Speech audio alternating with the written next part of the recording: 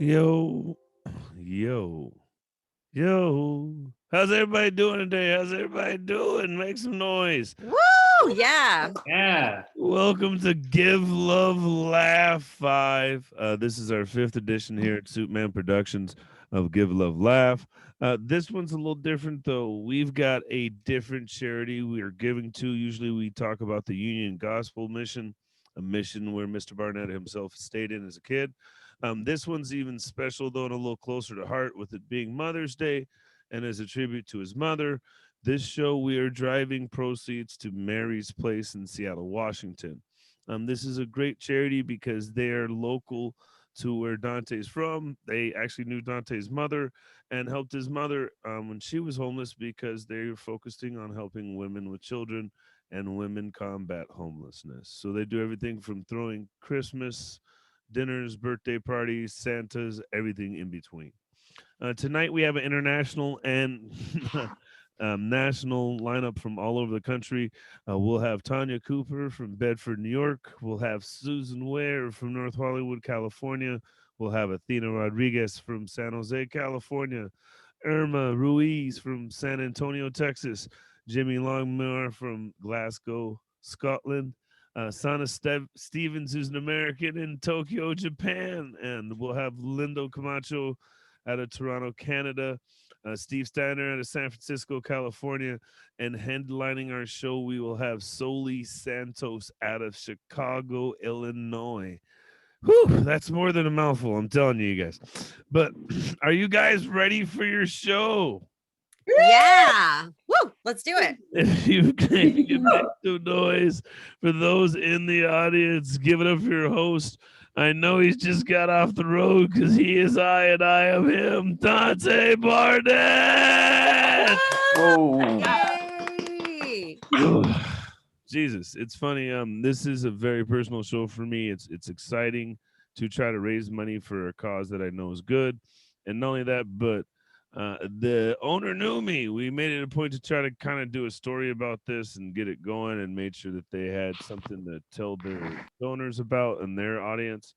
And they sent a message saying the Mary remembers you as a kid and your mom and all these things. And I was like, well, this is awesome. It's good sometimes to be able to post a story that is success, right? So I'm no longer homeless. That's the good news. But I'm bummed.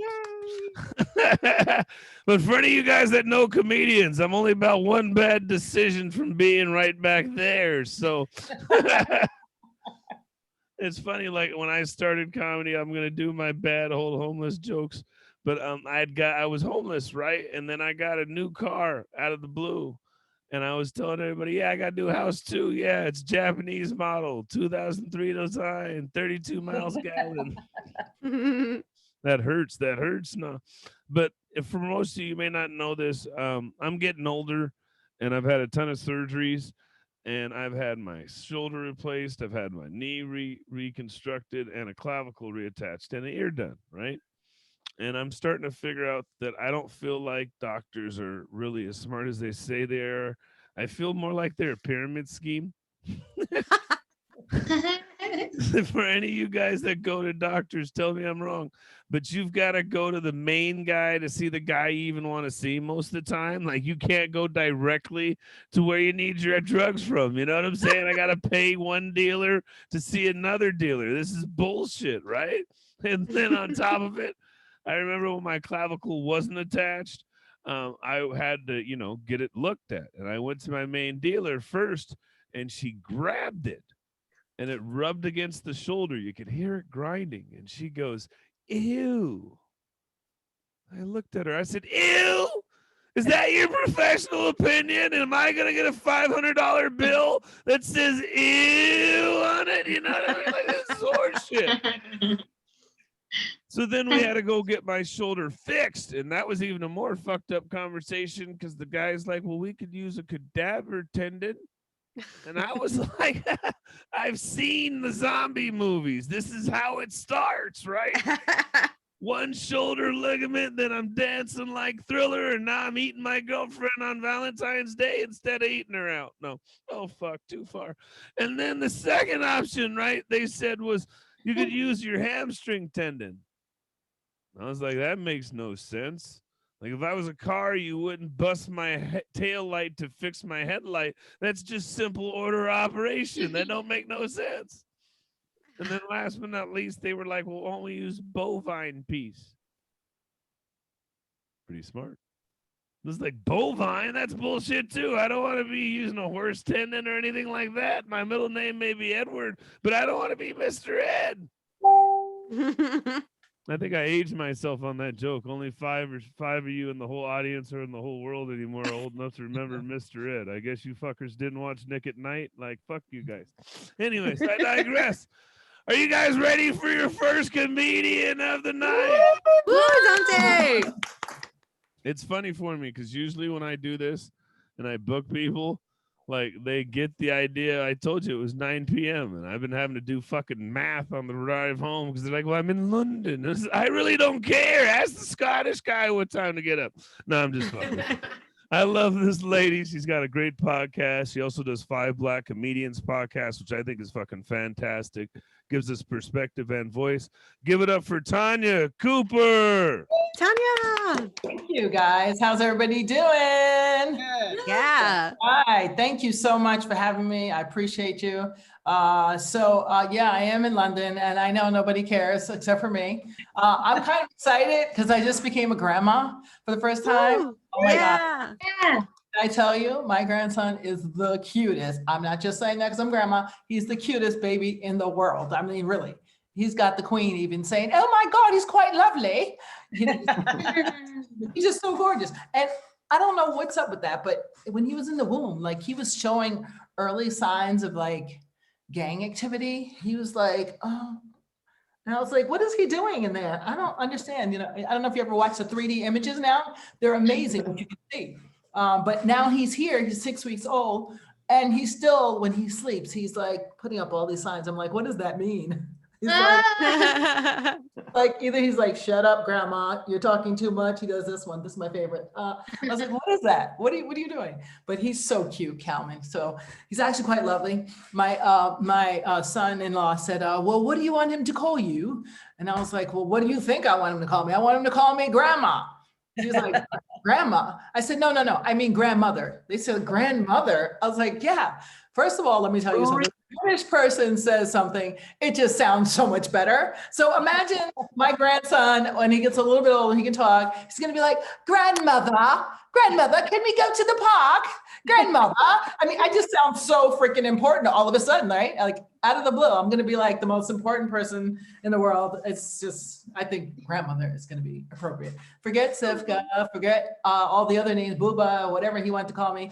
I'm not doing that. Grandmother is going to be appropriate because when he says it, it's going to sound like gold. I mean, I have, my godson's here as well. And so I love when he talks. When he talks to me, it's like I go into like a goo goo gaga. He's like, oh God, mommy, I love you so much. You're so beautiful. I love you. And I'm like, this kid's only 13. And he's like treating me like gold. I love him. His mother, like, she can say anything to me and I'd be like, okay. She can be like, Tanya, you're so stupid. I can't believe you're so dumb. And I'd be like, really? I'm dumb? I mean, it just sounds so much better when you have a little Brit accent. But anyway, I grew up in foster care. Oh, girl, don't feel sorry for me. I actually went to private school. Yes, I did. Wow. Yeah, well, until I got kicked out. They wanted me to call some guy in charge headmaster. I was like, my ancestors took care of that already. I don't think so. Yeah. Then my mom, my foster mom, tried to put me back in again. And it was nice. But then they had another lady come take over. And they were like, you have to call her headmaster. No, headmistress, excuse me. And I was like, headmistress? I was like, well, if I call her mistress, does that mean that I'm a hoe?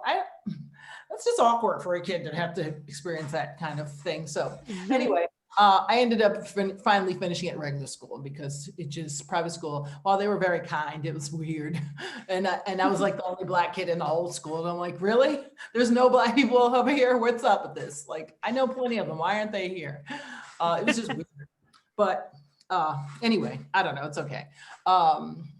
Yeah, so my name actually gets me jobs, right? Because I know when you heard Tanya Cooper, you probably was expecting a platinum blonde, wasn't you? They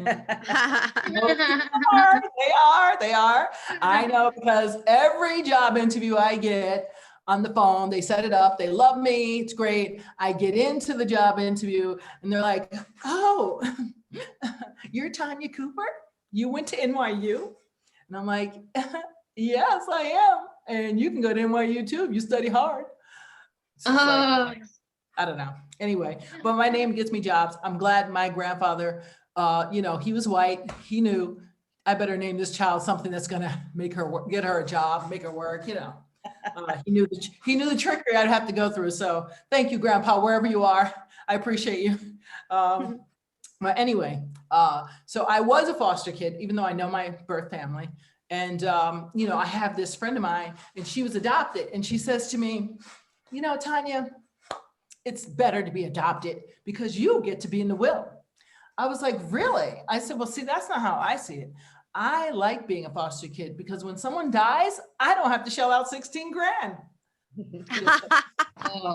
I'm just saying, I mean, in a time of COVID, I think that's, I think that could be really expensive. I'm just saying, it could be really expensive.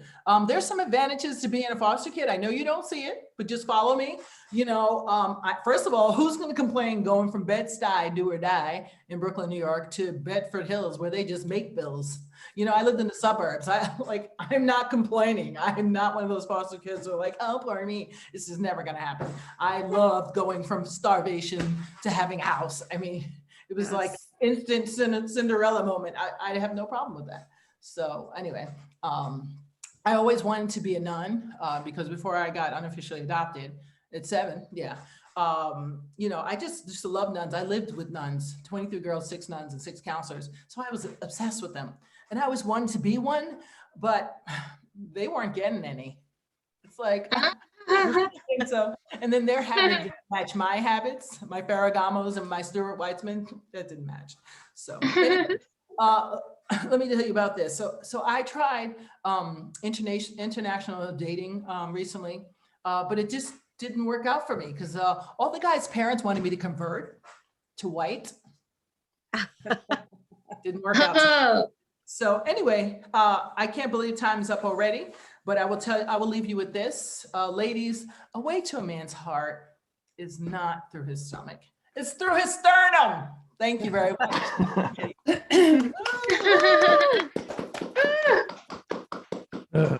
Both. How about both? Can we say both answers? You can go through his sternum, through his stomach. I mean, are you trying to be messy? I mean, that's kind of like the old saying, there's more than one way to skin a cat. Like, who's the fucking weirdo who needed to find way 5, 6, 7, and 8? You're just weird at that point. I don't skin cats. I'm sorry. Let's just go there. I know I told you I was homeless. They're kind of worried. They're like, fuck, that's why there's no cats in downtown Seattle. No. Oh, Jesus. You guys can laugh at these. It's okay. I've been around a whole bunch of New York comedians for 4 days. They're not all nice like Tanya. I'm telling you. Oh, that gets the laugh. That's the one. All right. Fuck it. All right. Hey, at least we're going. Hey, give it up for Tanya Cooper, everybody. Yeah. I've been on the road for 5 days, so I'm going to get some coffee while this next comedian kills it, okay? I think that's probably the best idea. Maybe a Snickers, too. I'm a little grumpy. This next comedian comes to us all the way from North Hollywood, California. Give it up for Susan Ware! Woo, Susan. Thank you. I have a fat joke, but it won't fit into my set.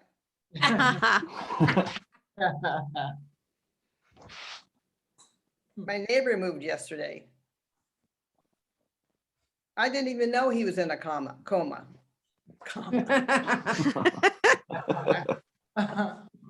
Spelled the same as, Oh, no, they aren't. My aunt said, a penny for your thoughts. It's going to cost you more than that. I was hanging with a friend. Well, she was hanging. I was waiting for the police. I passed a milestone. That hurt like hell. Tiger Woods. People go in, they don't come out.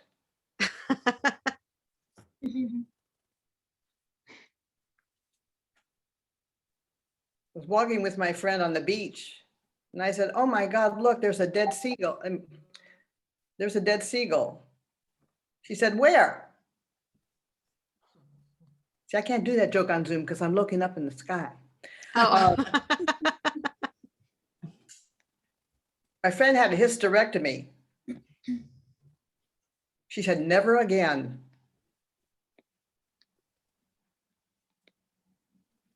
I rescued a dog that was so ugly, I had to tie a pork chop around his neck so the other dogs would play with him. My friend said, "When you die, what do you want to come back as?" I said, "The bench in the Dodgers dugout." I went to a wedding. The bride's gown was gorgeous, and she had this huge train behind her. Unfortunately, it didn't stop in time.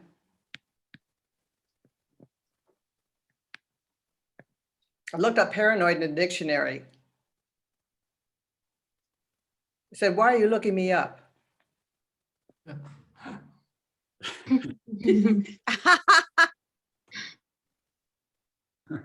I used to be a 34C.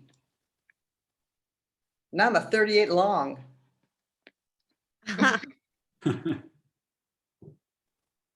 Tried on a push-up bra. I knocked out a tooth.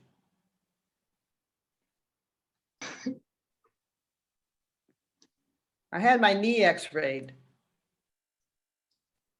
They found a lump in my breast.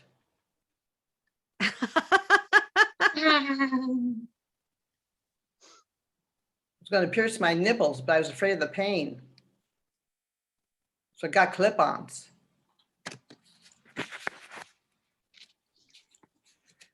My friend got a breast reduction.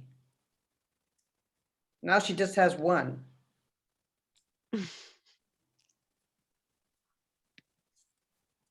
The doctor said, "You're in bad condition. I want you to do something every day that'll get you out of breath." So I took up smoking. I always wanted a sister, but my parents wouldn't let a nun live with us.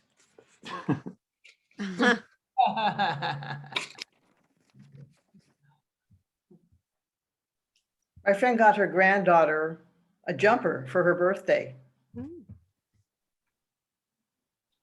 The police had to come and talk him down.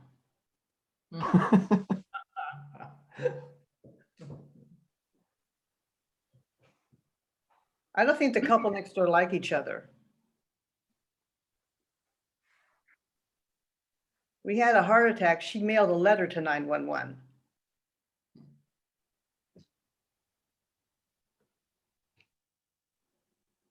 One time a date said to me, "I want to take off all your clothes."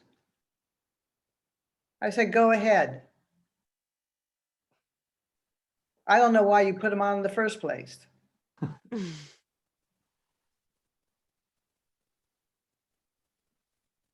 In college, I went on a hike with my boyfriend. After an hour, we got lost. He said, "I just need the lay of the land."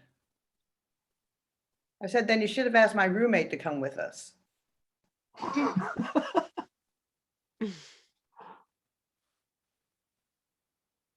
My aunt's going to jump out of an airplane next week.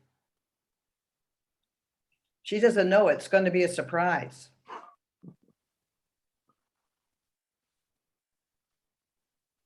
My brother said all he wanted for his birthday was to lay down and put his feet in the air.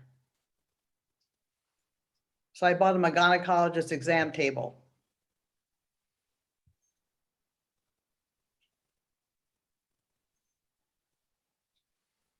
My dishwasher stopped working last night.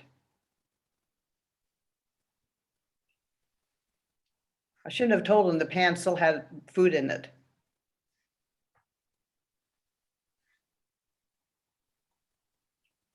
Didn't realize how old I was until I saw my neck in a package of chicken parts.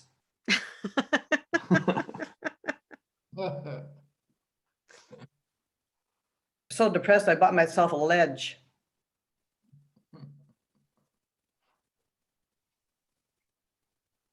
I use a Rico cream created by Betty Davis. It's called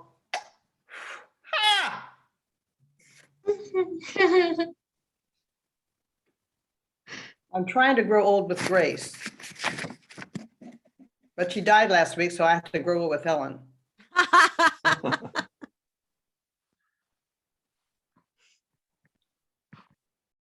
went to a male gynecologist.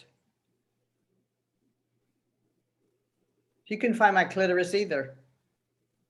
I said I had it when I came in.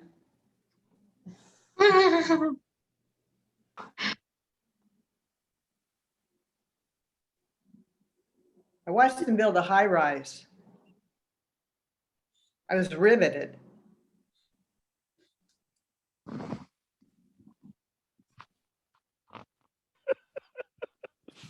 I told the hotel I needed a wake-up call. They said, quit dressing like a whore.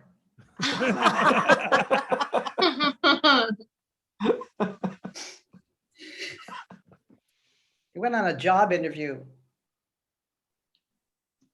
The interviewer said, do you know what multiple linear equations mean? I said, yeah, that's why I won't be working here. Fuck.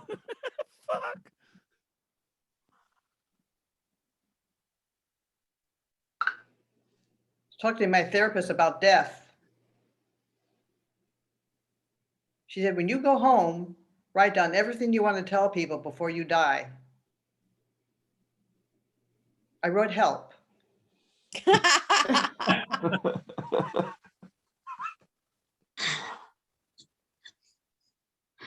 flunked charm school. I couldn't play the snake I couldn't play the flute so the snake wouldn't come out of the basket.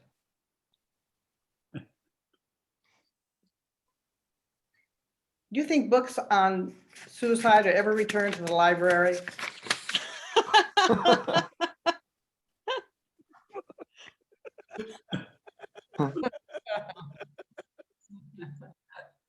Last year I was in a lot of debt. Every month I got a notice. Then I got a final notice and I thought, well, thank God that's over with.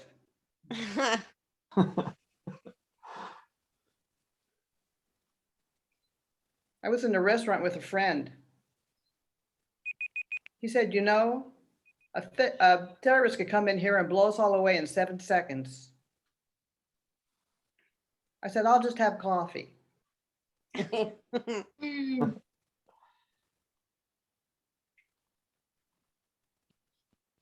I forgot when the bus was coming, so I stepped off the curb to look.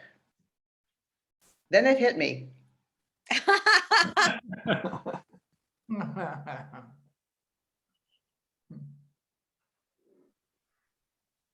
My friend's daughter asked the doctor to give her something to make her lips plump. He gave her a nut allergy. All right, that's my time. Thank you. Oh my God. Give it up for Susan Ware, the queen of one-liners. They did a whole pun festival or a pun off or something in Boise. You'd have killed it there. Jesus Christ. I can't do one-liners. Like I talk a lot. There's got to be at least like a 4-liner for us black people. That's my black kicking in. I need at least one line to say my name, 2 line to rephrase the question, 3rd line to tell you I have opinion, and then 5th line will be to tell you the exact opinion. See how that works, right? Are you guys having fun yet? Yay! This next comedian's like nice. Nice. Like if there was a definition of like nice and wholesome, it's this person, like they talk to you like you're a kindergartner, like, oh my God, did you have a good day today? You are very special. Like their voice is just like a hug, you know what I mean? Like not like my mom. Fuck, she was rough and tough. Never mind, that's a whole different conversation. I'm not gonna cry no. Our our next comedian is from San Jose, California. She's also runs hypothetical comedy. Fuck, I fucked that up. I'm pretty sure. Give it up for Athena Rodriguez. Whoa. Athena. It's my, oh, I'm not muted. It's me. Hello, everyone. Hello. Hi. Everything's starting to open up now. But I remember the good old days in the beginning of the pandemic where everybody was panic buying. You guys remember that fun time? I was in Walmart and I watched two grown ass women fight over a box of wine. But I was really impressed by the lady who won because she didn't drop her baby once. The things that we can accomplish while we're breastfeeding. Older women. I'm looking forward to the documentaries about the pandemic. You know, in the future, they're going to have those documentaries. They're going to have like some old ass lady getting interviewed, and she'll be like, I did what I had to do. I sucked dick for toilet paper. And then like her caregiver is like, you told us you had a bidet. Didn't have to do that. My name is Athena. I was named after the Greek goddess of war, wisdom, and home crafts. Because when I think of a woman in power, I'm like, but can she knit a fucking sweater? Down to the nitty gritty. I wish there was like a really, beautiful story of how my parents named me Athena. But the true story is that my dad was reading a Greek mythology book while pooping on the toilet. I know. In fact, my full name is Athena Sudoku Rodriguez. A family name. I'm really glad that you guys are here. My dad never made it to any of my shows. He'd always tell me, Mija, you cuss and it's unattractive. Because that's what I want to be, attractive to my father. He always wanted a son. He always wanted a son because it's like this Mexican man thing, macho thing, where it's like, I need a son to leave behind the Rodriguez legacy. And I'm like, what's our legacy, Dad? Chronic ingrown toenails and diabetes? What are we trying to leave behind? During the pandemic, I binge watched a lot of stuff on YouTube. Like I binge watched a lot of like ghost videos. They're going and exploring and they're finding the ghosts. And I realized that different cultures kind of deal with ghosts differently. Like there was this one where as soon as they saw like something scary, they would start praying. Like as soon as they saw something, they're like, blah, blah, blah. And I was like, it was such intense praying that I was praying in my head and I didn't even know the language. It was scary. And I don't know if it's real, but it's so interesting because of that, that whole culture thing. There's another culture that when they see ghosts, they believe that if you cuss the ghost out, it'll go away. Like you'd be, watching the frame and a bucket would move in the corner and they're like, fuck your mother. And it's super aggressive. And even I was like, man, I don't even want to boo now. I don't want to do it. It's so aggressive. Americans, who are kind of like the dumb people in the horror movies. Like there'll be like lights going on and off and like weird hissing sounds from the basement. And we're like, why are you here? Do you have unfinished business? even the other ghosts that are haunting the same place, they're like, get out, save yourselves. Your unfinished business is talking about Bitcoin.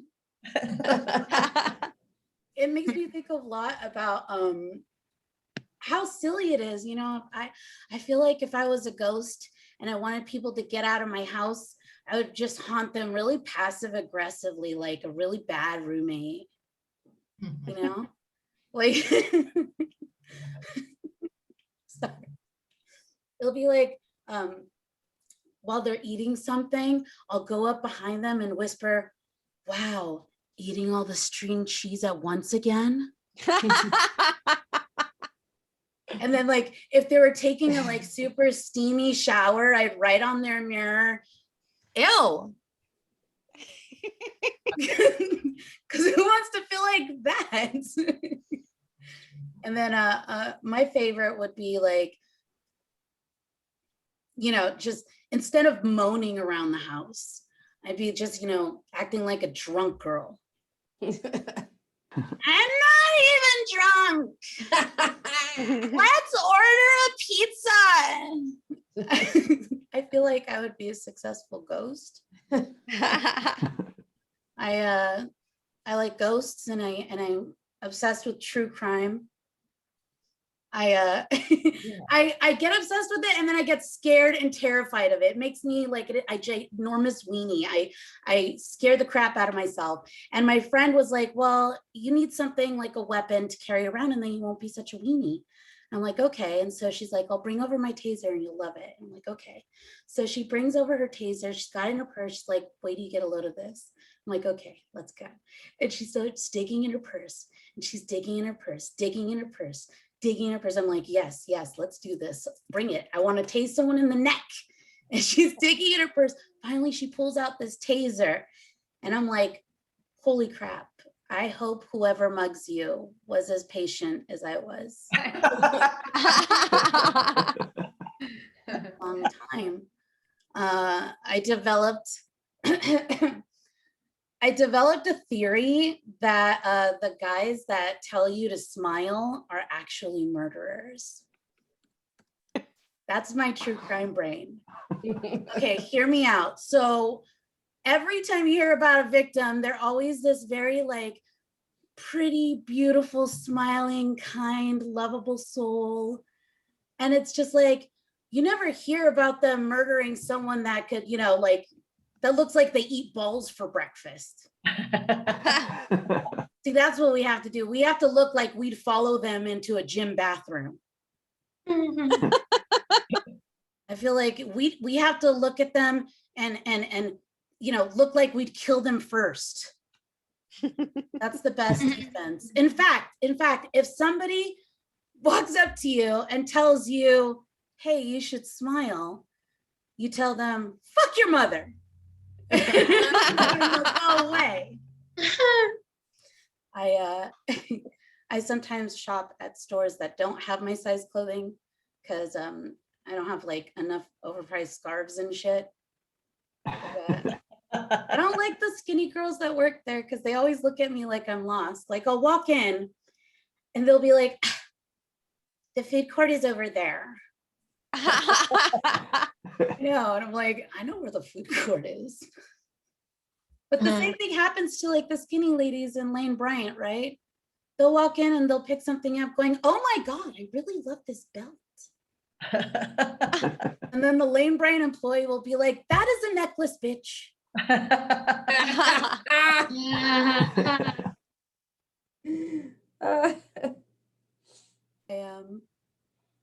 I noticed that I'm also getting picky about porn, which you shouldn't because, you know, it's porn.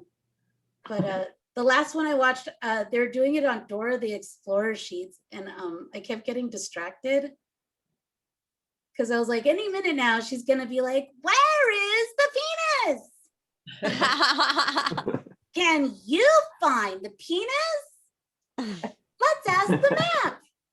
And then the map jumps out and he's all excited. He's like, I'm the map. I'm the map. His dick and balls are in your ass. I'm the map. I think I have undiagnosed ADHD. I'm saying that. I'm going to leave you with a little bit of advice that my own mother had given me when I turned 18. And that was, Athena, pre-cum can still get you pregnant. Thank you, everyone. My name is Athena Rodriguez. Have a great night. Whoa. She's not lying. I got 5 kids and I'm not even good. Shit. That's too much. Like I feel like it was too little for the consequences. Oh fuck, sorry. There I go again, right? And I'm over here telling you about how like she's this nice kindergarten teacher. She's talking about black people cussing out ghosts. Like who cusses out ghosts? What cultures? That's fucking black people. Hey, don't be fucking my shit over there. I got a 45. You'll be a ghost again. You keep fucking with my shit. I know. Yeah. Hey, it is what it is, you know. And it's funny because like I'm gonna digress here. Being mixed is weird. Like I remember the first person to call me nigga was my mom. She used to do it in public, like nigga, come here, cause big riot. But the worst one than that, I saw everybody's face, was the first time I got called cracker. Cause I went to an all-black college and I was playing basketball and this dude was roughing me up. And I was like, nigga, you found me again, I'll whoop your ass. And he was like, cracker, you called me nigga again, I'll whoop your ass. And I don't see no crackers. I don't have salty. I don't have Ritz. I didn't bring no cheese. Usually I have cheese when I bring crack. Oh, sorry. Sorry, that's the new way I do it. It's a huff and puff thing. Like in real life, it kills. You guys, I'm just yelling over you. The people at home, I know they're fucking laughing, but you're not getting a second to laugh edgewise. But our next comedian, she's got kudos out to her. I know she's been going through some things. So this is like she's looking like Mexican Punky Brewster tonight. I'm seeing. So obviously something's going on. Is this lockdown's getting to her? I see. But I love her comedy. I'm excited to see her perform today. I know she's been doing a ton of shit live. Give it up for Irma Ruiz out of San Antonio, Texas. Let's see, ladies and gentlemen. Hello. Yes, I am Irma Ruiz. I am out of San Antonio, Texas, and I am a mom, you know, and my mom just passed recently also. So when I heard about this show, I was like, oh, let's do it. Or moms. She was great. My mom was great. I was actually looking at my husband's butt today. And I was like, you know what? You need to thank your mom for that butt. It's a nice butt. I've always liked my husband's butt, you know? And he's like, no, it's because I was running. I'm like, no, I've seen your mom's butt. I've seen her butt, you know? All my mom gave me was bad eyesight, bunions, and a flat ass. That's what my mom gave me, you know? And you know what? And thinking of flat asses, it kind of reminds me of the 80s. And I miss the 80s and the flat asses of the 80s. I do. Like in the 80s, flat asses were all the rage. You know, it was like cool to have a flat ass and nobody wanted a bubble butt. You know, think about remember those Jordache commercials? Jordache, flat ass, you know, Olivia Newton-John and her little black, leotard in Grease. The one that I want, ooh, flat ass. Jane Fonda, buns of steel. Remember Jane Fonda's buns of steel? Oh yeah, we're in a squeeze. No, her buns were hard as steel, but flat as steel also. When you think of Jane Fonda's buns of steel, yeah, there were buns, but there were buns like McDonald's, hamburgers that were stuck under your kids' car seat for 2 weeks in the heat, that kind of buns of steel, hard but flat, hard but flat. I miss the 80s. I miss that, So I'm in my 40s, I know you can't tell from my awesome 1980s, what are these called? Ponytails. Oh shit. I'm in my 40s, okay? I'm in my 40s. That's the whole point. And the pandemic, kind of put my husband and I in a little situation, learned a lot about him. I came to my own conclusion that he had been cheating on me. Let me tell you why. Okay, like I said, we're in our 40s, so sex maybe 2-3 times a week. It's about normal. You know what I mean? I'm thinking in our 40s. The thing is, once the pandemic started, he stopped traveling to Mexico, Brazil, all of a sudden we're stuck at home and this man wants to have sex 6 or 7 times a week. And I'm like, where is this coming from? Like, what's happening? You know what I mean?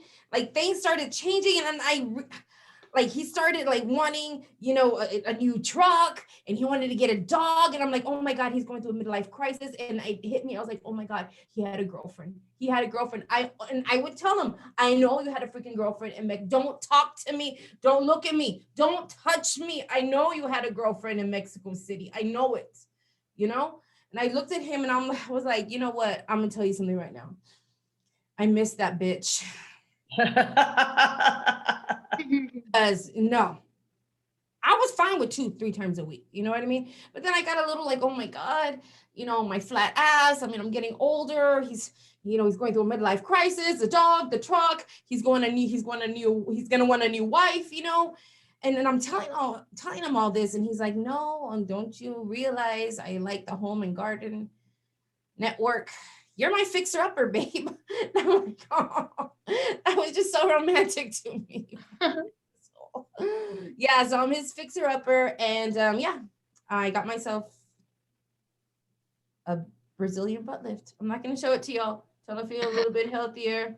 But yeah, I did. I know y'all are like, what the fuck? I know, it's crazy. A lot of these people that I've seen like getting like Brazilian butt lifts and stuff, they're like in their 20s, like their early 30s. And I'm looking at them like, what are you doing? You're so young. You know what I mean? Just go to the gym. Like, cosmetic surgery is like for us older people, in our 40s that want to look young again, It's crazy. And then I start feeling like, oh my God, I shouldn't be doing this. This is for kids, like getting all this like cosmetic surgery and stuff. No, it's not.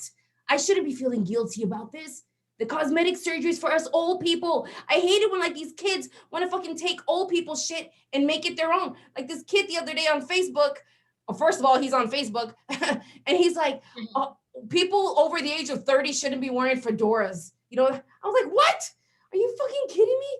That's like an old people thing. Like, what's next? Like, gardening is not for old people? I don't know. It was just my thoughts, guys. It's my new shit. Anyways, let me see what else got here. My big ass. So yeah, so now I got myself a big ass. Ooh, the way it should be. I'm Mexican. Yeah. Mexicans should just have big asses. There are just certain things that Mexicans should have. You know what I mean? For example, we should know how to cook. We should know how to clean. We should know how to speak Spanish.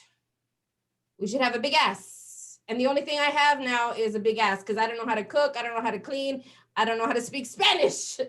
So fuck all that other shit. I got my big ass. That's what's important. And I also still have my little silver tooth from when I was a kid. Yeah, people are like, don't you want to get that fixed before you go get cosmetic surgery? I'm like, nah, because it reminds me where I came from. Middle-class neighborhood in Del Rio, Texas. Yeah. And so yeah, I'm kind of excited. My husband, he got me a maid, because like I said, I don't cook, I don't clean, I was super excited. A lot of people are like, oh wow, big deal, maid. No, y'all don't understand. See, she's white. I know. That is the most romantic thing that a man can get his Mexican wife, a white maid. And do you guys have any idea how hard it was for him to find one that was illegal? Yeah. He had to go all the way to Canada to find her. Yeah, and I saw her. She was standing there and I saw her and I was like, oh, I want that one. The problem was she had kids. She had a kid. She was married. We didn't want to break them up, like back when America was great, So we just decided to bring over the whole freaking family. And crossing illegals over the Rio Grande, easy. All you need is like a tube and like a black plastic bag for the baby. Yeah. But try finding a barrel big enough for a family of 3 to get them over fucking Niagara Falls. Not easy, guys. But like I said, I'm Mexican. We know people in construction. So we built it and it happened. So yes, I do. I have a white maid. But along with my white maid comes the white privilege. Yes.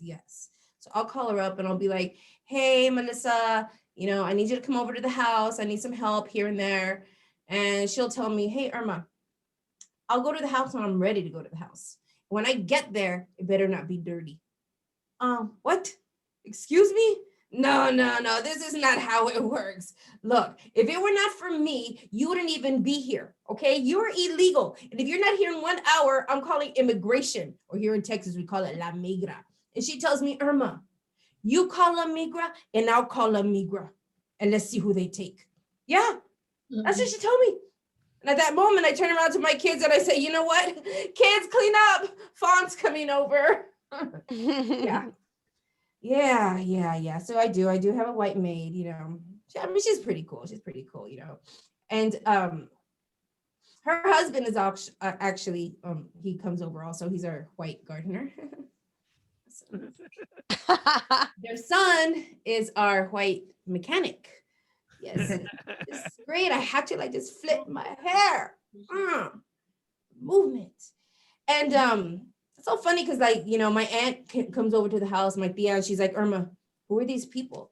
And I'm like, well, they're just here helping me around. Like, what's a big deal? Like my aunt's like a member of like LULAC and La Raza Unida and like all these Mexican American organizations. She comes to the house and she sees them working. And I'm like, well, what's a big deal? She's like, mija, but they're white. And I'm like, so? She tells me, Irma Linda, why do you let these people come over here and take our jobs? I'm like, yeah, are you serious? Oh my God, guys. But that's going to be my time. Thank you all for being here today. I almost didn't come. No, but then I rubbed a little harder. But thank you so much. Good night. My social media, please follow me. Oh my God. Give it up for Irma Ruiz, you guys. Oh, fuck.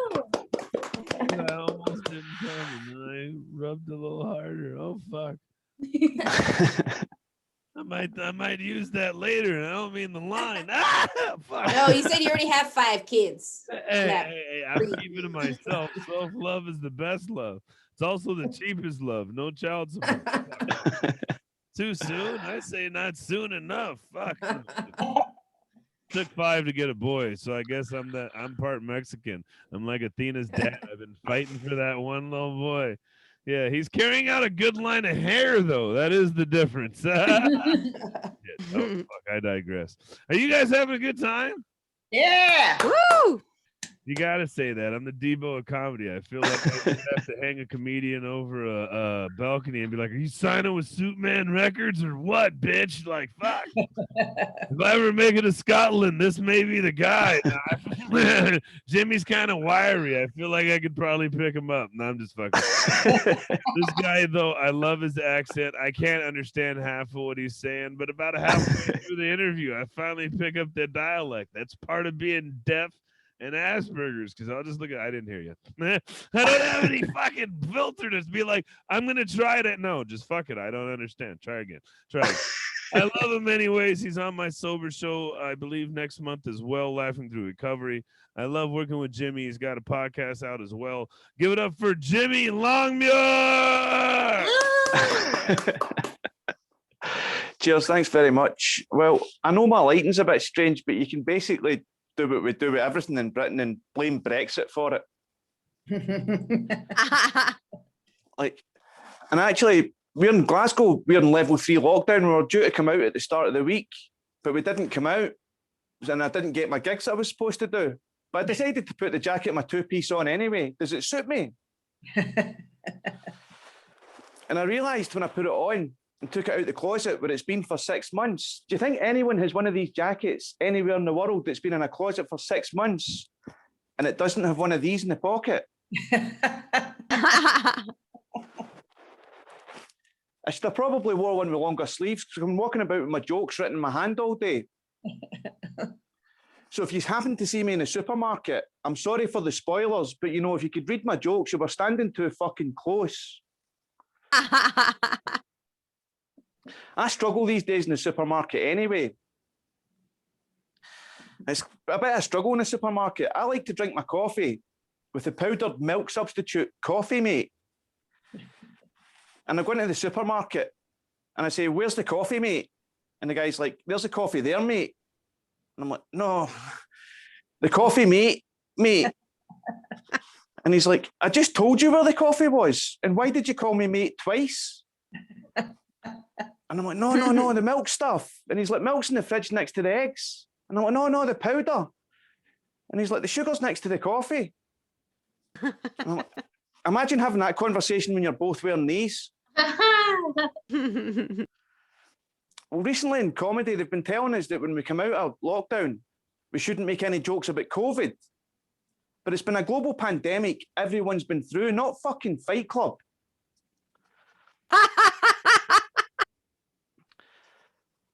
I've never played by the rules. Ironically, that's what got me kicked out of Fight Club.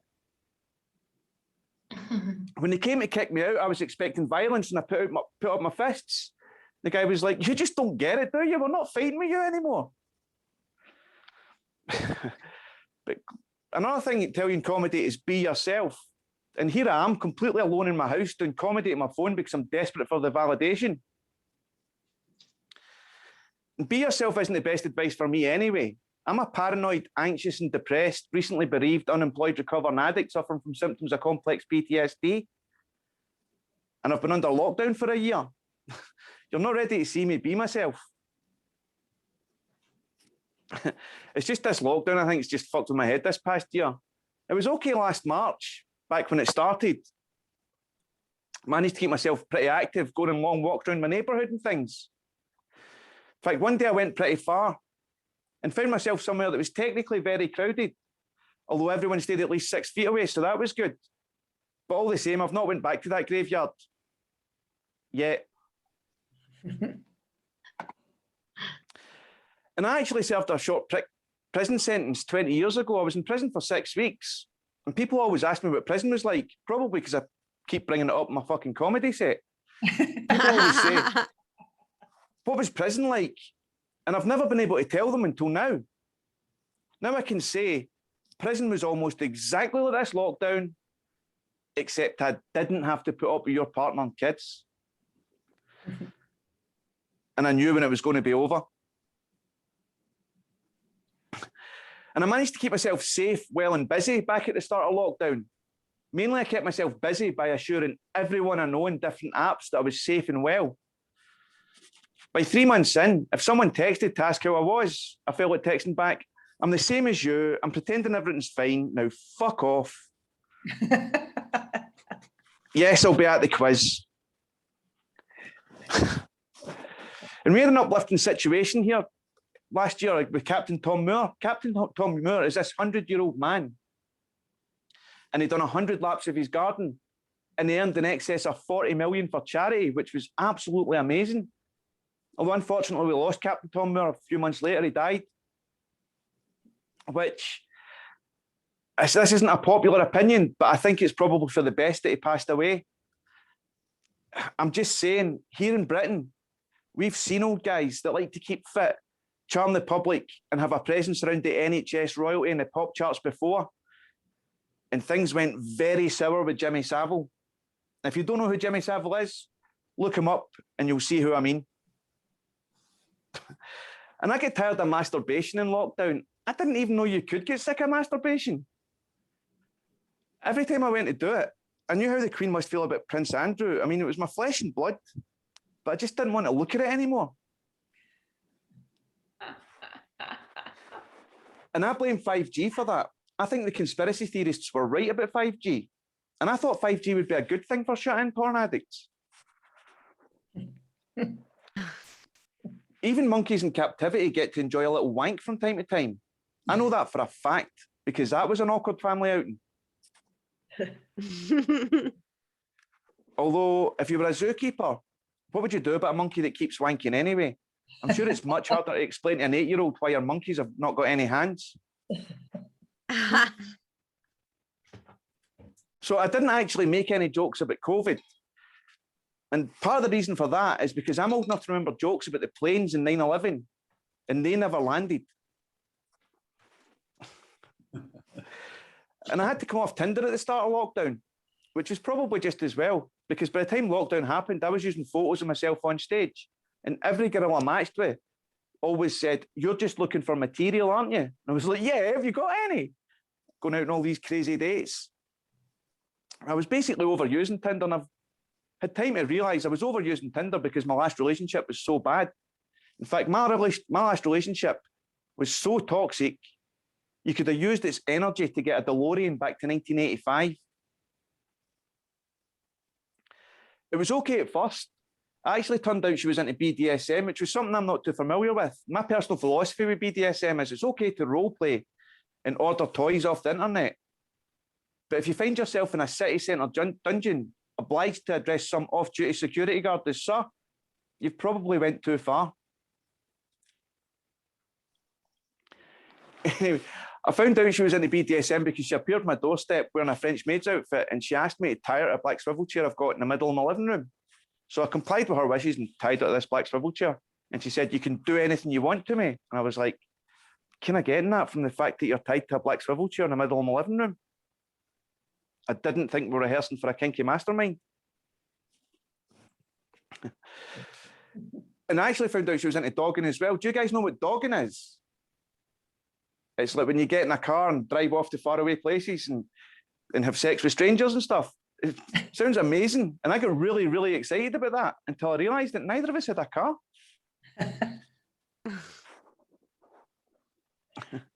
And she was into other things as well. She was into like arts and crafts and dance and all these types of fiction and dress up that I'd never heard of, like steampunk. Now, I don't know if you know what steampunk is, but it's basically Victorian era cyber fiction, which is where I think she picked up such effective gaslighting skills. But like I say, it was a toxic relationship, and I think I played my part in how messed up it got as well. Like the last night we were in bed together, she told me that I was selfish. She said I was ignorant. And she said something else, but I can't remember what it was because I was having a wank at the time. But we split up a long, long time ago, and I overused Tinder and then had to come off Tinder. And then we've been in lockdown for a year. But because lockdown's sort of easing, we're still allowed to meet in the park and things. So I arranged a little Tinder date for earlier on today. It was pretty cool. We went to the park and had a coffee, and I wore my suit. And I liked her. She definitely seemed to like me. And at one point, I leaned over to take her hand, and she just looked at my hand and stood up and walked away. And I was like, wait, where are you going? And she turned around and she said, "Why the fuck do you have BDSM, dogging, toxic relationship, gaslighting, Jimmy Savile, and wanking monkeys written in your fucking hand?" And I've come to realise I'm probably wearing my heart on my sleeve a little too literally for these days. Cheers, thanks very much. That's my time, I think. I don't... Woo! Yeah. Woo! Sorry, am I too early again, Duante? Sorry. I never time myself. I just... Oh, fuck. No, you're say the not. words. You're not too early. You're just right. It's just I was fucking... I grabbed my coffee and I lost. No, you were my laughing place. so hard at one of my jokes that you... You're That's good. I what you were was doing, actually Duante, okay? laughing. I was over here thinking about it. I was like, we're gonna remake Grumpy and Grumpier Old Man, right? We'll just be misunderstood and misunderstooder men, because between my yelling and screaming and your accent, nobody understands what the fuck we're saying half the time. Yeah, I'm pretty sure that's half of it. And then at my size, people are just, I'm going to laugh anyways. I don't know if he's Samoan or black or Puerto Rican. It's funny because like I'm sitting here and I'm thinking about it, and everybody, like, my mom, this is gonna be a dark joke, but fuck it, it's a tribute to her. My mom was that relative like you avoided when shit went bad. Like you'd be, oh fuck, I just got a divorce, I don't want to see Aunt Sue. You know what I mean? Like she was not a friendly person, and everybody was like, do you feel bad? And I was like, nah, because I don't know if I could have dealt with her at 85 just saying shit everywhere with the excuse of I'm old. Like that sucks. Sorry, I digress. I must be the only one with a shitty family member. At least no, okay, fuck, Jesus, lighten up. It's my mom. Later. So very selfish of you to cry about my mom. Fuck, jeez. Anyways, are we having a good time? Are we doing all right? Yeah. No, it was gonna be dark humor. It's fucking a homeless shelter show. I mean, you don't think we're gonna tell some fucking bad jokes? Like, okay, we'll go one more. Like, I remember when I was a kid, I was bragging about having a microwave right after I got out the shelter, and some kid was like, "At least you have a microwave," and I was like, "Do you know what happens when a cockroach gets in a microwave and you turn it on?" And I was like, nothing. Yeah, you're over the countdown. Going 5, get off my piece. 4, get off my stick. Fuck it, I'm just gonna eat it now. I'll eat it cold. It's more protein in some countries. Fuck, I really do digress today. Anyways, how we doing? Are we awake out there? That's gonna get me canceled in Africa. I'm only getting 2 views over there now. No, this next comedian, like the first time I was like, Soness Stevens, we're getting a Japanese comedian. And then I was, white girl. Oh, they're taking over Japan now. Like they're not just gentrifying Africa, they're gentrifying Japan. What the fuck? No, I'm just fucking with you. She's got a good story. She kind of understands why I do some of the shelter stuff. She'll let you know more, I'm pretty sure. Give it up for Soness Stevens out of Tokyo, Japan. Thank you. Give it up for Duante and Mary's place. Come on, I want to hear some noise for them. Yeah, I know. It's like, I'm, he expected me to be Asian, coming on here, but I guess I've lived in Japan for 25 years. So does that make me Asian by association? I'm association. Yeah. So growing up, we were homeless. Like we weren't living on the streets. Well, technically we were living on the streets. We lived in a car. So we were this far from living on the streets. My room was in the back, the hatchback. Playtime was difficult. Like, have you ever tried doing puzzles at home when your home is a car doing 40? Like, almost done. Yeah. Eventually we parked in Florida. A girl in my church there, she owned an alligator wrestling theme park. Like she was, Susan, for real, like she was professionally wrestling gators in high school. Got to start young. If you don't go pro by 12, well, you're dead. Like you can only be amateur once for like 3 seconds. My best friend in Florida, she lived the Tiger King lifestyle. And the first time I went to her house, she showed me around her backyard and there was a cage with a tiger in it. And I said, amazing, you have a house.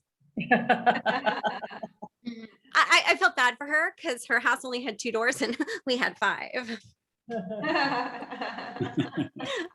So living in that car was me, my brother, and my mom's 10 personalities. Yeah. She had a persona for every situation. Like, for instance, when my mom flirts, she's a 1930s leading lady. You can tell a lot about a person when they hit an animal. Some people are like, oh my God, the car. And some people are like, oh my God, the animal. My mom was like, I'm pretty sure we can eat alligators. So there we are, 2 kids and a mom trying to put an alligator in the trunk of our car on the freeway. And that's when we realize it's not dead. And then a police officer pulls up wondering what the heck is going on. And so there we are, just 2 kids alone trying to wrestle a gator in the trunk of a car. Yeah. While up front, mom's like, ma'am, do you realize that alligators are protected species? I'm like, oh, I do like how you care about the wildlife officer. We weren't trying to take this poor gator. We were trying to what were we trying to do? Oh, we were just trying to take this poor gator to the vet. Yeah, we weren't gonna eat it.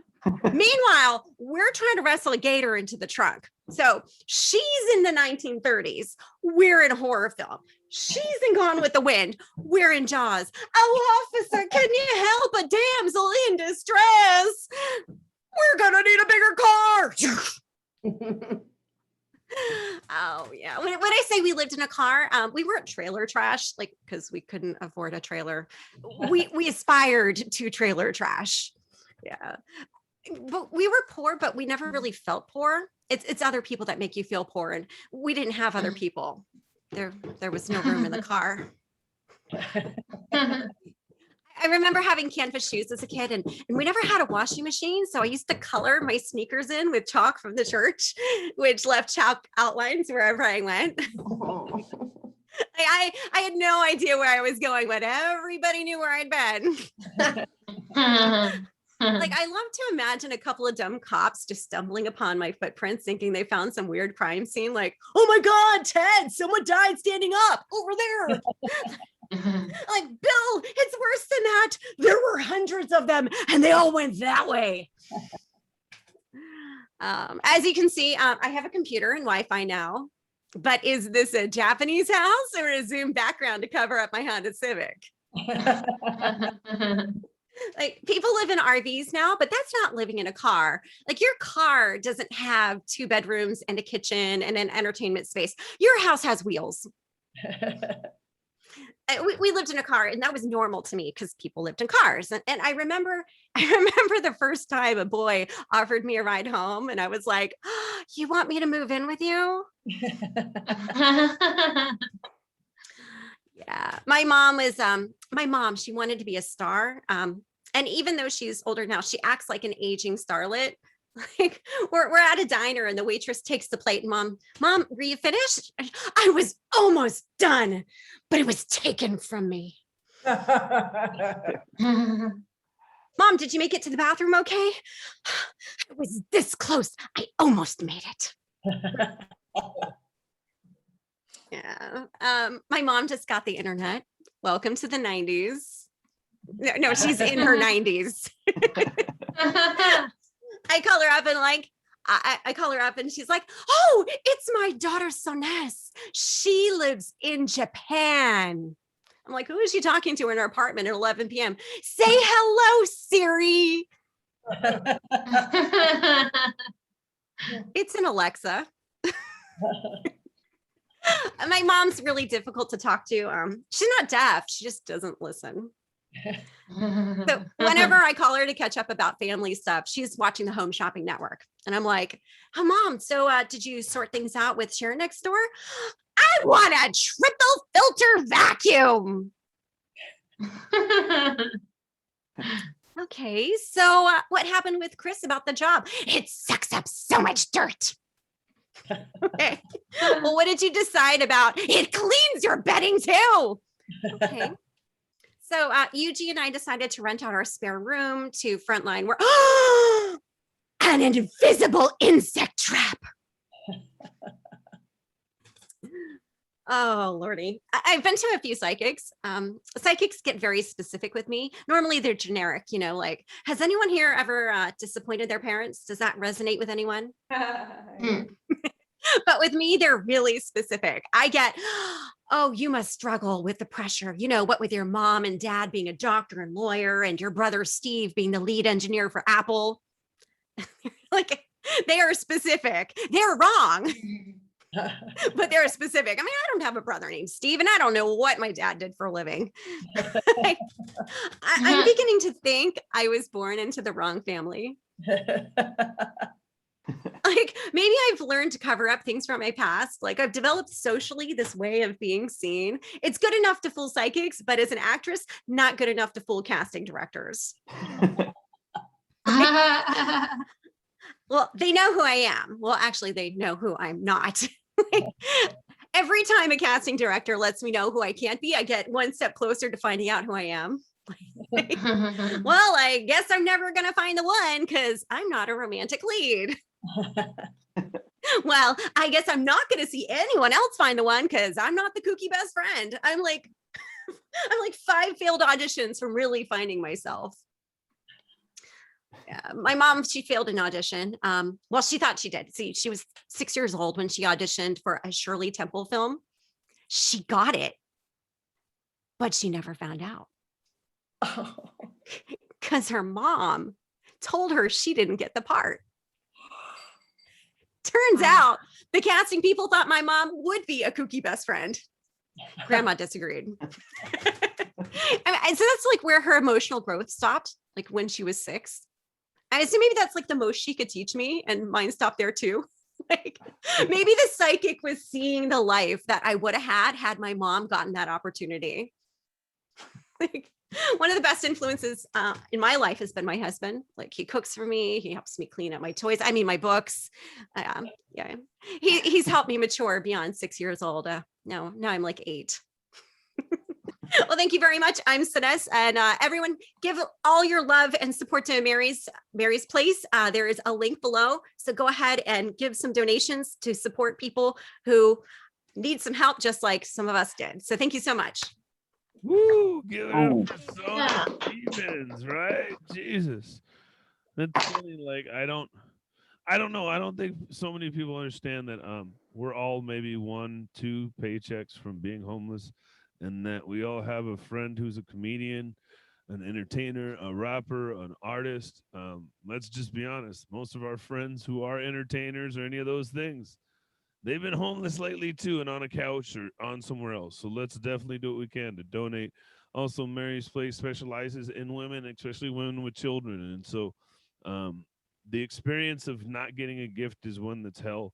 It's even worse getting a gift and getting it stolen. So I've had that happen. That's the crazy one. Like you got to lock your shit up at the shelter. You don't just leave it out all willy nilly. Your little Hot Wheel bragging about how you got chick hicks. No, fuck.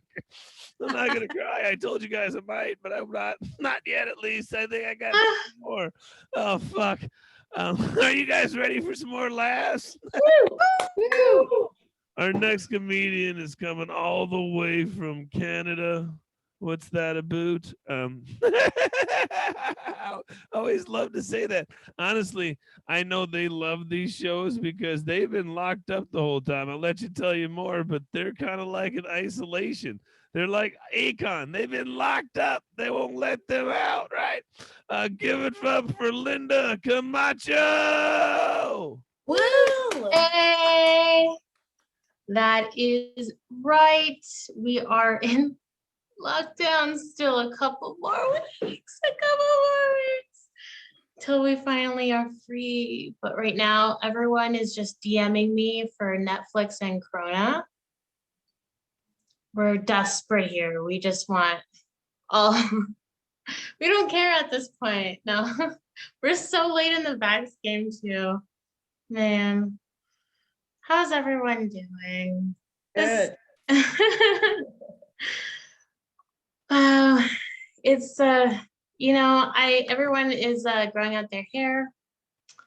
I'm growing out my body hair. I'm totally fine with that.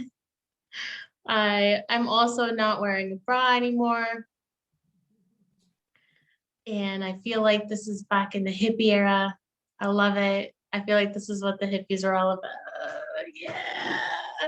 And weed is legal here in Canada. So it's like the perfect time to be a hippie.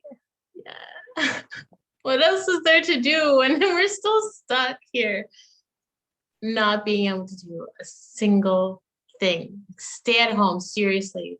I'm really jealous every time you guys talk about live shows. Oh, I hate every single one of you.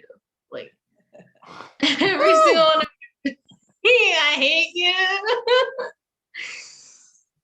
Athena. Are you there, Athena? I don't know if she's there. But she's cute. I love her. I love all Latinas, yes. Where's Irma? No, yes. Did I say her? Yeah, I said her name. Yeah, what's up? Yeah, I got a big ass. Yeah. Yeah, Latina. That was right about that. I just don't like how guys slap your ass. It's like way too high or way too low. Like I said, slap my ass, not my calf. It's like it's a big ass too. I don't know why it's so hard. You can't miss it, right?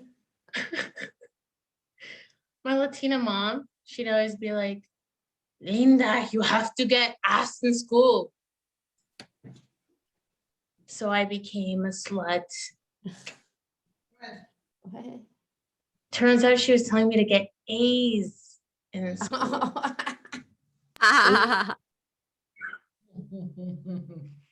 We always have those miscommunication things. I'll try and tell her about music I like. She's like, what's that group you told me about, the one where they throw the food? It's like, are you talking about the Foo Fighters? Yeah. The Foo Fighters. Oh, Mom. I love Mom. Although sometimes she's really like typical strict Latina. I got no tattoos. Because if I did get one, she would definitely have a heart attack and survive only to beat the crap out of me. And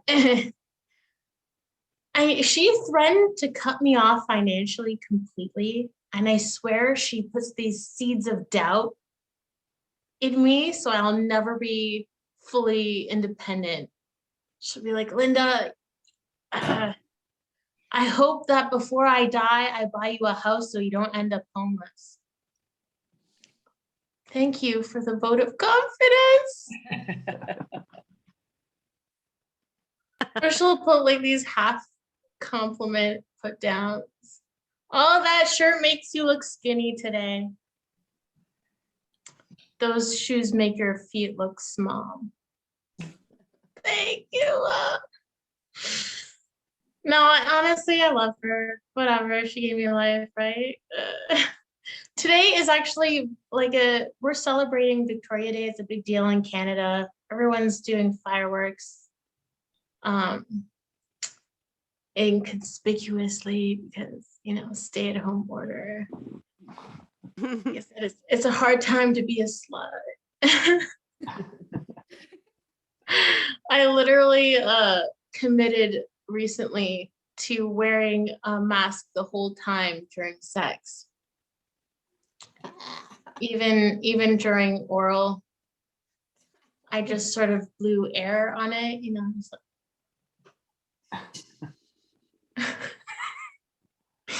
I gotta tell you, kind of half laughing.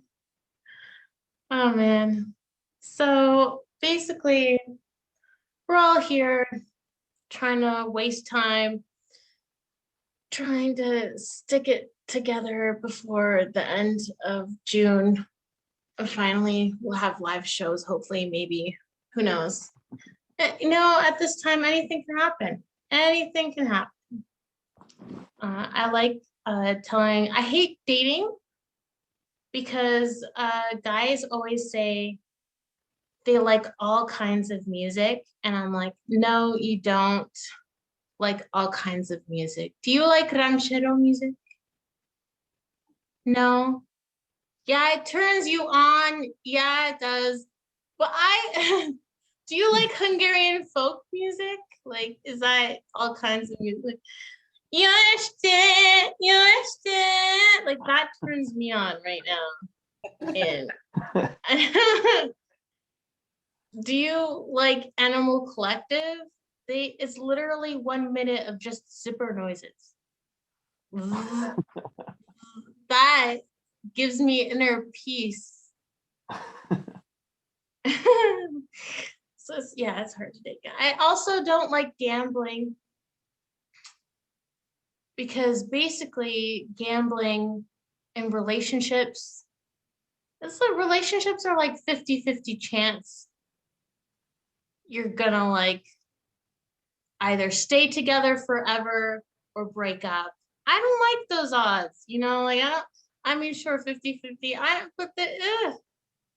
And you know what else is 50-50? If you do get married, you have a 50-50 chance you're gonna get divorced. So basically, you got the odds of 25% of it actually working out. And I don't do relationships, no. It's not for me, guys. And also math. Was all that math right? I had someone help me out with that one. So I was like, I don't really know percentages. So I asked my nerdiest friend, which is why I prefer dating nerds, because I cannot work a computer for my life. I barely did the Zoom show. Anyways, thank you, Duante, for having me. Mwah. Woo. Oh, I'm having technical difficulties. I'm having a great day. This is awesome. I should have came back probably 2 days later, but we don't. The show doesn't stop. God damn it! There we go. I cut off all my curls and I lost a couple IQ. Like I forgot how to do this thing. Give it up for Linda Camacho, everybody. Woo! She's a horny little Mexican, ain't she? Jesus Christ! Oh God, that's all we got out of that set. Like we Netflix and chill. Hold on, fuck. Got to say a couple of what is it? I remember you got to have your little rosary, right? And say a couple of Christa Marias, or I don't know. Fuck. It's been a while since I've been to church. Trust me, I'm pretty sure everybody on the show knows. I'm not the church type. Fuck. I say fuck too much. Our next comedian, though, I think he's coming to us all the way. Yeah, I remember this one because we tried to fuck it up. We really did try to fuck it up. He's coming to us all the way from San Francisco. He's the one between him and Jimmy. I'm able to say I'm not racist. I got 2 white guys on a show. See? Tanya loved that joke. She knows what I'm talking about. There's never more than 2 of us on a show, unless we're throwing the show. So I like to reverse it on these guys. And then you're probably going to be like, you didn't have 2 white guys. You had a Scottish guy and a white guy. Oh, fuck. Anyways, I love this next guy. He's funnier than shit. He's all the way from San Francisco. Give it up from Steven Steiner. This is fantastic, Duante. Thank you so much for me being a part of this show. 2 white guys, you in the middle. I think that's like a reverse Oreo. Is that what we have? This is nuts, though. This is super cool because I imagine a massive audience on Zoom watching us through Facebook Live, which just means that we're just in a weird zoo with the 9 of us. I don't know if they're laughing. I can't tell through the Facebook Live, but it's a fantastic show. It's a sold out night. That's what it is. That's what we're fantastic. In order to be here for that sold out show, I'm in my quarantine mullet. Yeah. This is up top and it doesn't matter what's off camera. It just does it. A show up prime spot for you. Yeah. Because I've got to the point in this quarantine to where wearing sweatpants isn't even comfortable anymore. Anybody got hammer pants? I mean, I think I've just lived in the Bay Area for too long because I'm just too legit to quit. Yeah, it got cornier. You're welcome. But just like Duante, though, I am actually originally from Seattle. So give it up for Mary's Place in this fantastic show in the Seattle area that we're doing tonight. Woo! Yeah. Another fun fact about Seattle is that they're getting an NHL team. Yeah. 1 more professional sports team to let our entire city down. Duante loves that joke so much. Life of a Seattle fan, I'll still root it. I don't even care. That one's for you, buddy. That one hurts. Fuck you. I hate that fucking joke, okay? Continue. My bad. The Mariners might have gotten rocked in San Diego, but I still watched every inning. It's fine. Oh, man. That's what life is like. It gives me a lot to look forward to. But speaking of this quarantine stuff, though, with things starting to open up a little bit more, weight gain has been a bit of a problem for most of us. And I've been feeling a little about myself because I pivoted to realizing that weight loss is easier in ounces. Double-digit weight loss in ounces is real quick. But it's also painful because weight gain, I've just switched to tons. Yeah. I just roll up to a truck stop and just jump on that scale like a trampoline. But looking at me, though, you're like, that guy can't talk about weight. He looks more like one of those used car salesman things. I hold it up for effect. I've heard the ladies like that. Nope. I'm getting nods of no. All right, we'll move on then. I hope the Zoom show is channeling well through this Facebook audience. Duante did introduce myself, but similar to Duante, I have a name that people don't know how to spell all the time. My name is Steven, and that's spelled with a V. Yeah, right there. Because apparently a PH can also make a V sound. I just don't know how or where. Because I don't call people on a Zell phone or go to the zoo to see elephants. But whatever. I'm surrounded by my name, so you can check that one out if I could figure out how coordination works on a mirrored Zoom background. Anyway, I think that one got too much, not enough love. So we're going to move on to something else. Talking about what I look like, you probably cannot tell, but I'm actually 50% Italian. Yeah. My 100% Italian mom's cooking tastes a little bit like al dente disappointment. But because this show is about benefiting Dante's mom, I'm going to tell you about my mom. Being Catholic, she didn't want to try to, or being Italian, she didn't want to try to raise me Catholic. But similar to Duante, I'm also not a very religious person. So being baptized Catholic as a baby just has me feel like I was waterboarded for Jesus. I don't know what it is. Something about creepy priests just have me rubbed the wrong way. Ouch. It gets darker. Because that Italian Catholic heritage has me coming back for more. I think it's because the wine and bread portions are just never filling. That was a mass joke. Not a lot of it. Yeah. I've heard the body of Christ. Dante earlier was talking about crackers. Yeah, I think the body of Christ goes better with some cheese whiz. Oh, we went dark down that religious hole for you, Dante. I'm right there with you, buddy.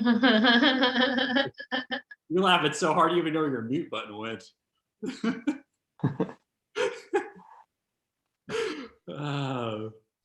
Speaking of food, though, I live by myself now, if you couldn't tell.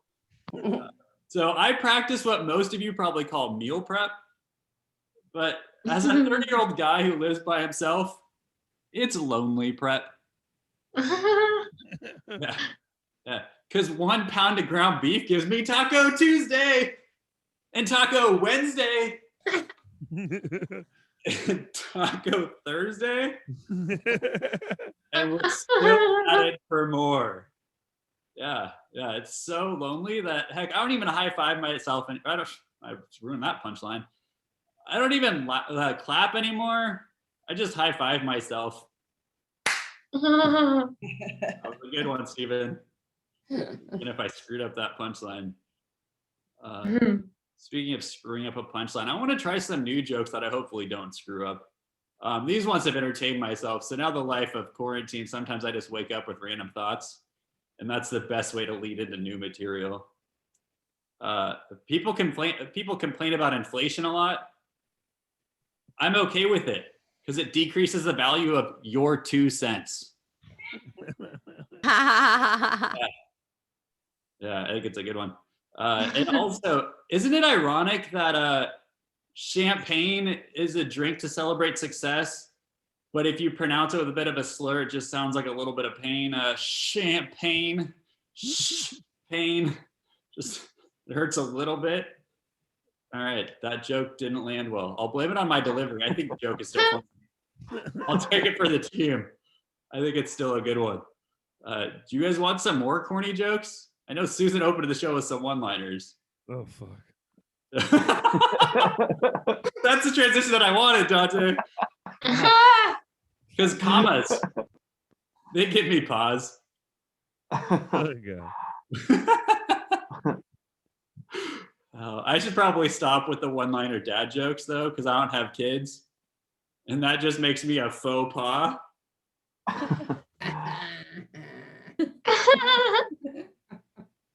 That one waved through pretty well. I liked it. That one waved really well. Also, what waves well is professional sports stadiums when they actually have an audience.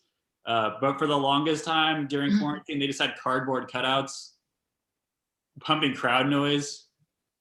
And if they can do that, I feel like I can just have cardboard boxes and pumping a laugh track.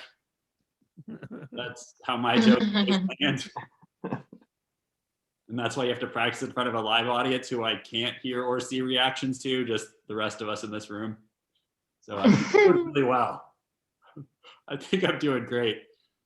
All right, I'll end it on this note. I'll end it on things that I hate. Yeah, I hate it when people decorate their cars. And you talked a lot about living in cars, a lot about being homeless. I hate when people decorate their cars. Like, you know, like the spoilers people had in the 90s, like those big honking drag racing spoilers. Yeah, that's what I realized, that drag racing is a lot different than racing in drag. Unless it's RuPaul's Drag Race, then it's okay. I think those spoilers, though, are just a way to be like, hey, spoiler alert, I make bad decisions. But the fear of commitment gets me a little bit, because people who put bumper stickers on their cars, bumper stickers, or just like the lower back tattoos of cars. Right. Good idea at the time, often regrettable later. And with that, thank you so much, Duante, for having me on this show. Everybody, please donate to Mary's Place. Do it a good cause, and I'm going to hand this one back to you. Give it up for Scott's. I mean, fuck, I keep wanting to call him Scott Steiner. You did it, though. I half did it earlier. I finally give it up for Oh. Steiner. Sorry, Scott Steiner was my In three favorite places. Steiner brother. If you don't watch wrestling, don't feel bad. It's like porn for me. I haven't watched either one since I was 13. Sorry. Too soon. I just said I was a wholesome guy. And I know a lot of women are like, if he doesn't watch porn, he's got too powerful of imagination for me. Like, oh, fuck. I'll be seeing you later. Don't worry. No, oh, fuck them. Oh, shit. Jesus Christ. That's a joke. Can we laugh? Hello. I was talking about Steve and Jimmy anyways. It's situational porn. No, fucking with you. How y'all doing? You guys all right? You awake there? Woo! Woo. Ooh. Irma's like, fuck, I'm stuck in the house. Whatever. It's construction happening downstairs. I'm looking to make my donation. Hey, yeah, let's talk about that. Look, hey, you got to make your donations. You make your donations to Mary's Place, everybody. If you guys don't know, they do some great things. They help women. They help women with children. They help them with housing. They help them get jobs. They help them with products, feminine products, a little bit of everything. So anything a woman may need who is unfortunate situation where she cannot provide housing for herself, needs a little help, especially if she has children, they help them. And for those who haven't been paying attention yet and haven't figured out, they helped me. I was a homeless kid with my mom at Mary's Place at one point. So it'd be nice. I don't give a shit if it's $1.50, 40 cents, we got Japanese people, so we got yen, right? We got some Brits. What are they on? The fucking euro still, right? Canadians. That's the Canadian dollar, even though it's not worth the same. That's hey, that means my new inches can be a little more since they. Oh, never mind. We'll talk about that later. No. There's gonna be one bad dick joke tonight. I guess that was it. Sorry, I apologize. Are you guys ready for your headliner though? Woo! All two of you guys. You guys can make more noise than that. I said, are you ready for your headliner? Yeah. Act like you really like my kindergarten thumb painting, Mom. This sounds like when I brought home that picture from Mom. Yeah, this could have been fucking better. Like, oh, that's how I felt right now. You guys, fuck you guys. I'm excited. I'm bringing her out to Idaho in a couple months to do Mixed and Misidentified, so it'll be interesting to see what she does. Give it up for Soli Santos! Woo! Yes. Oh, thank you. Give it up for everybody who's performed tonight. Everybody's been rocking. I'm really excited to be here. Yes, my name is Soli Santos. I'm a native Chicagoan, so I'm coming out. I'm coming from Chicago right now, and so things have been starting to open up here after the whole pandemic situation. Things are actually starting to open up here, which is really quite refreshing. I'm so happy that it is. But I've been trying to be really positive during this past year, and I figured if nothing else, we're all going to come out of this having just learned a little bit of something, either about ourselves or maybe friends and family, some things that we didn't know about them. We know, like, for example, I don't have any kids, but I have friends that do. And this past year, my friends have been venting to me about how much their kids have been driving them absolutely cuckoo for Cocoa Puffs, right? For this entire year, right? But then they always tell me the same thing. They're always like, Soli, I don't know why I keep venting to you. You don't have any kids. You don't get it. I'm sorry, And I'll be honest, that kind of hurts my feelings because I feel like I don't need to have kids to get it. I get it. It's tough. I mean, it's tough to learn through a pandemic that you've got a bunch of assholes for kids, so I I mean, I knew your kids were assholes. Now you know your kids are assholes. See how we're all learning pandemic. Like for myself, I've learned that I can't do a quick Google search, you know, like a real quick, like 1 minute Google search for something without just instantaneously turning into a grad student doing research on their dissertation. Okay. Like the other day, I went to check what the weather was going to be like here in Chicago. And well, now I know what cumulus clouds are. And back in 1955, 9-year-old Jay Trobick was scooped up by a tornado while riding a horse, tossed a mile down. Her and the horse survived. Okay. Okay. And this all happened while her mother was chasing her down and witnessed the whole thing. Okay. Can you imagine being the mother of a child flying in the sky on a horse, like she's Elmira Gulch from The Wizard of Oz on a bicycle? You know what I mean? Like, if I was that mother, yes, I'd be totally terrified for my child, but wouldn't you get the music of The Wizard of Oz going in your head while that was happening? Like, like it would be playing in my head. You know what I mean? I think it's also interesting. I would have loved to have been there when she finally caught up to her daughter and to check on her. And her daughter's just basically like, whoa, that was one hell of a ride, Ma. That was one hell of a ride.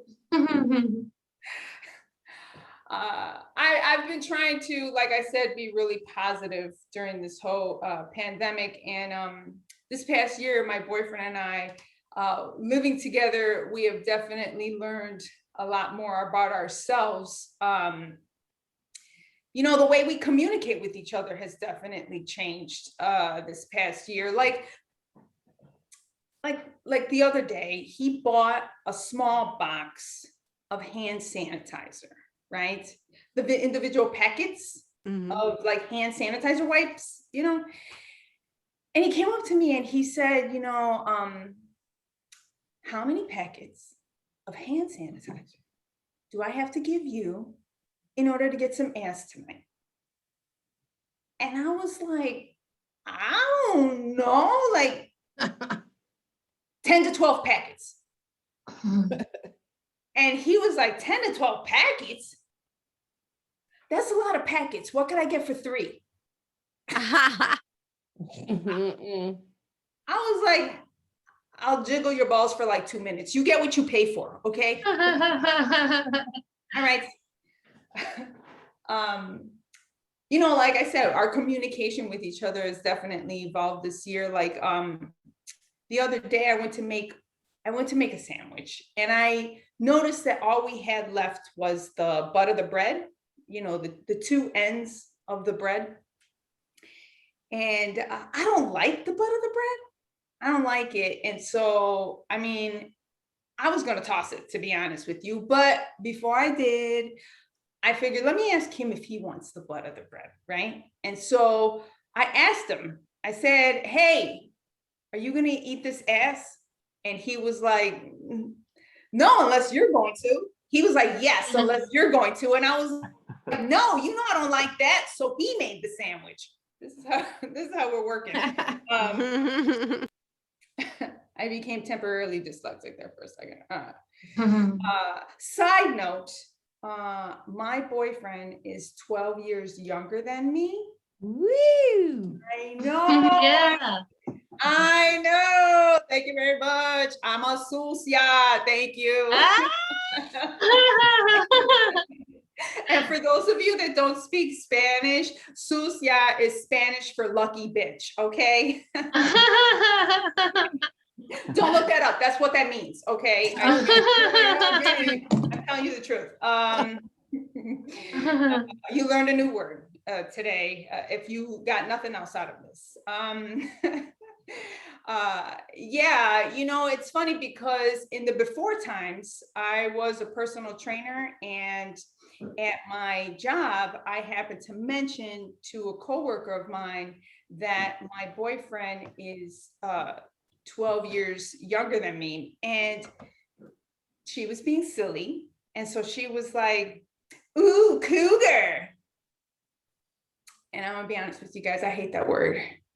I don't even understand what's the correlation between a woman dating a younger man and like an animal. Like, I don't get it, you know, like we don't do that to men. We're not calling men who date younger women like, ooh, you're a tiger. You're a tiger. We're not doing that shit.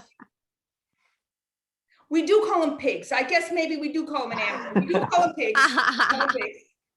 I guess I'd rather be called a cougar than a pig on second thought.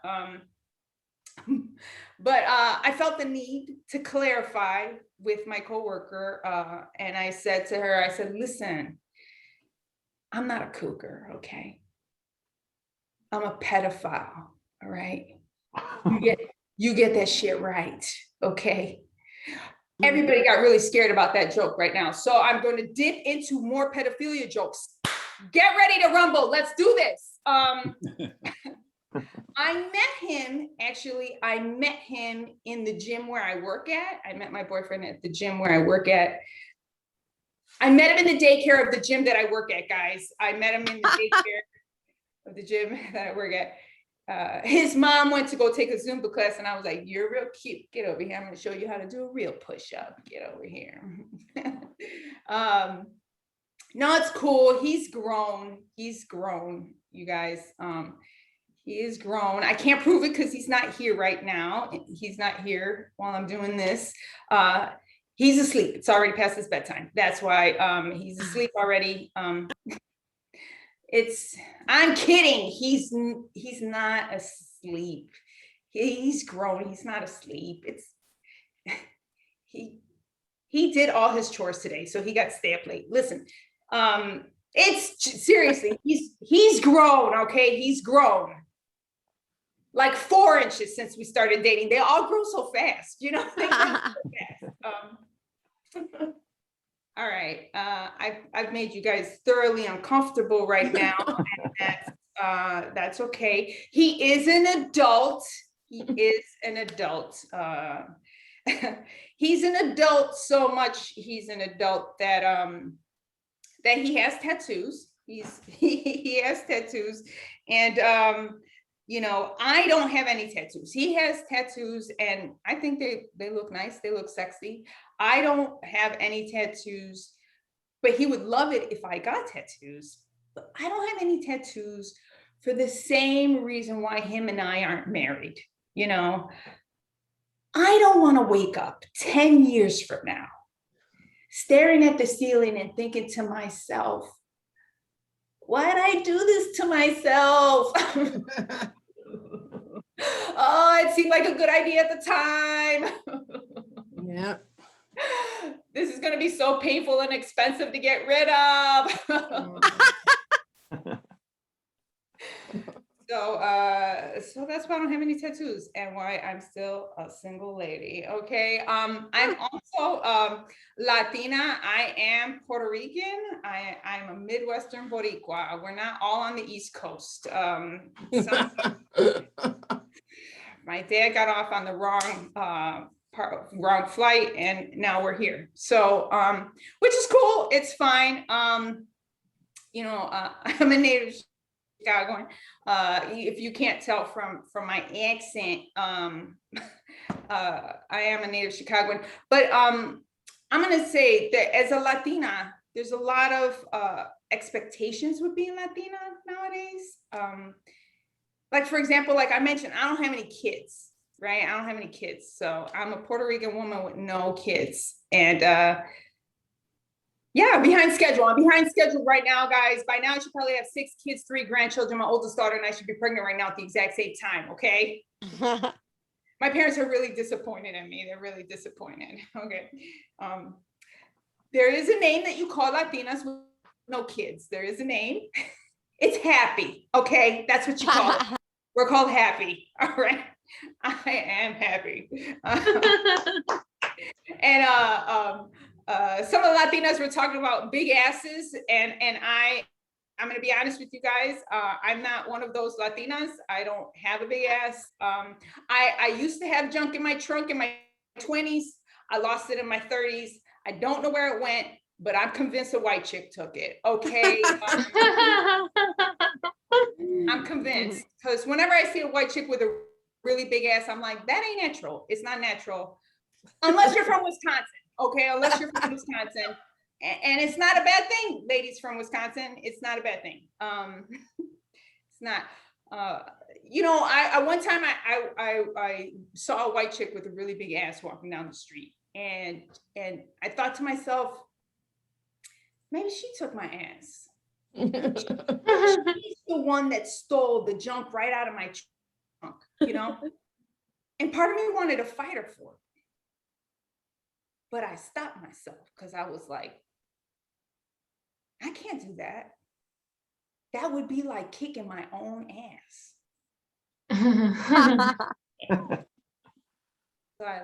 So I let her walk away with all the junk out of my trunk. I let her walk away. You guys, I'm a bit of a tomboy. I grew up in a house with, thank you. I grew up in a house with 3 brothers and my father. And being a Latino household, that's like growing up with 40 dudes. Okay, the machismo was intense. And when I say, and for those of you that don't know what machismo means, that's Spanish for toxic masculinity. All right. There was so much testosterone in the house. There was so much testosterone that my mom had to go take me to get my mustache waxed at the age of 6. It was it was too much. It was too much. There was a lot of wrestling and a lot of fighting and a lot of punching in my house, right? And what better way for a parent to discourage violence amongst their children than to use corporal punishment? I mean, hey, what better message to send some kids than to stop hitting your brother because I'm gonna smack the shit out of you. Like, it's consistency all through development, like just keep it even keeled, like a nice chancla thrown at you, aka like a ninja star. I don't care what anybody says. You think ninjas are lethal with those stars? Try to avoid getting a chancla hit toward your head from a Latina mom. Okay, there's ladies in here that know what I'm talking about. Okay, I know you guys know what I'm talking about. Okay, there ain't no trauma here, right? Well, maybe, but that's a side note. How much time do I get left? Oh my God, I'm so bad. That's my time, guys. My name is Soli Santos. Thank you guys so much. Yeah. Soli Santos, everybody. Well, did you guys have a good time? Yeah. Yes. Yes. If my mom was here, one of you fuckers would have cried by now. I'm telling you. They called one of you guys a puta and been like, they're just Mexicans. My mom was that guy, and it's just hard. I don't know what to say. But in dedication to her, we've told some bad jokes. We've told some dark jokes. We've told all kinds of jokes. So my mom's name was Susan Marie Inglis. I'm SuitMan Productions. If you're making a donation, I'd love for you to say one of those 2 things so they can get an idea how much my mom has had donated back thanks to this event. And not only that, but it's just good to know that people care. If you have any donations internationally, I know PayPal is something that goes internationally. So I did put my PayPal on there. It's Duante Barnett5@yahoo.com, which is my email. You can donate there as well. It'll directly go to them. Don't worry. I just killed at the Boise Comedy Festival. So I think between my 4 drink tickets and my T-shirts, I'll be living for the rest of my life. Hey, give it up one more time for everybody we had on the show. We had Tanya Cooper. We had Susan Ware. We had Athena Rodriguez. We had Jimi Longmuir. We had Linda Camacho. We had Soness Stevens. We had Irma Ruiz. and our headliners, Soli, Santos, and Steven Steiner, not Scott Steiner. I even got it right. My name's Duante, SuitMan, Barnett. Next weekend, we have Soul Sister Sundays on Sundays. We've got a live get-together from Memorial Day in Seattle, and then we'll start June the month after. Thank you for showing up. Have a great day, everybody. Thank